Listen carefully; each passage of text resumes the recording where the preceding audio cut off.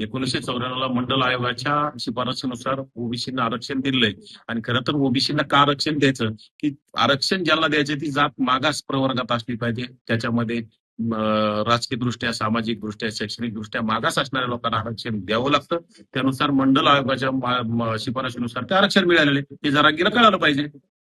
आणि ते आज सुद्धा म्हणले की त्यांच्या नोंदी नाहीत तरी त्यांना आरक्षण दिलं जातं. नोंदी असल किंवा नसल, जात मागास ज्या जाती मागास असतील किंवा शैक्षणिक, सामाजिक आणि आर्थिक दृष्ट्या मागास असणाऱ्या जातींना आरक्षण द्यावं लागतं.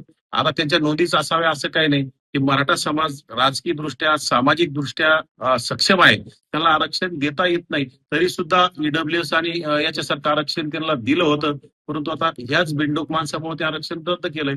आता त्यांना फक्त आर्थिक दृष्ट्या मागास म्हणून ते आरक्षण दिलंय. परंतु सामाजिक आणि राजकीय दृष्ट्या मागास असणाऱ्याला सर्व प्रतिनिधित्व मिळण्यासाठी मंडल आयोगाने हे आरक्षण दिलेलं आहे.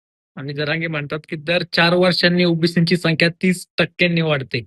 मग जरांगेला आम्हाला हा प्रश्न विचारायचा आहे की जरांगे प्रत्येक बाईटमध्ये कधी 3 कोटी म्हणतो, कधी 4 कोटी मराठा समाज म्हणतो, कधी 5 कोटी म्हणतो, कधी 7 कोटी म्हणतो. मग त्याची दर 2-4 दिवसाला याची लोकसंख्या वाढत कशी जाते? विशेषतः ओबीसी गेल्या 1931च्या जनगणनेनुसार देशामध्ये 52% असणारा ओबीसी आज 60% असू शकतो ना. परंतु त्यामुळेच तर मग आम्ही ओबीसीची जातनिहाय जनगणना करावी अशी मागणी करतोय. दूध का दूध, पाणी का पाणी समोर येईल. आणि जरांगे म्हणतात की भुजबळ म्हणतात 60% ओबीसी लोकसंख्या ती कशी जुळते? नक्की 60% आहे ना. 1931च्या जनगणनेनुसार 52% असणार ओबीसी समाज त्याच्यानंतर वाढलाच असेल ना. म्हणजे यांचीच एकट्याची आहे का? फक्त हम करे सो कायदा जरांगेचं चाललेलं आहे, बाकी काही नाही. अक्कल शून्य आणि बिंडोक असणारा माणूस आहे, बाकी याला काही कळत नाही. आणि ते म्हणतात आम्ही ओबीसीचं आरक्षण घेत नाही, आम्ही आमच्या हक्काचं घेतोय.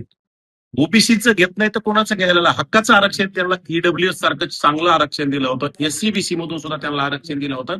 ते जर त्यांनी मागितलं असतं ते टिकवण्यासाठी आम्ही सुद्धा त्यांच्यासोबत होतो.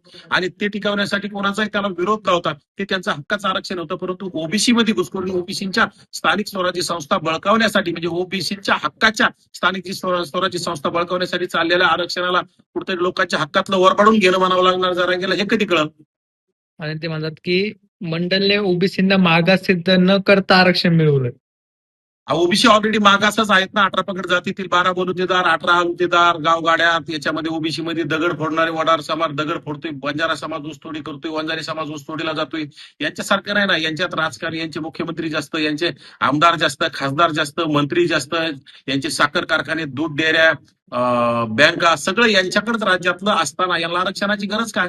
राहायला आरक्षण शिक्षण आणि नोकरीतलं तर ईडब्ल्यूएस आणि एसीबीसी दिलं होतं. परंतु अक्कल शून्य माणसाला ते आरक्षण योग्य वाटलं नाही आणि ओबीसी मध्ये घुसखोरीचा सगळा डाव चाललेला आहे.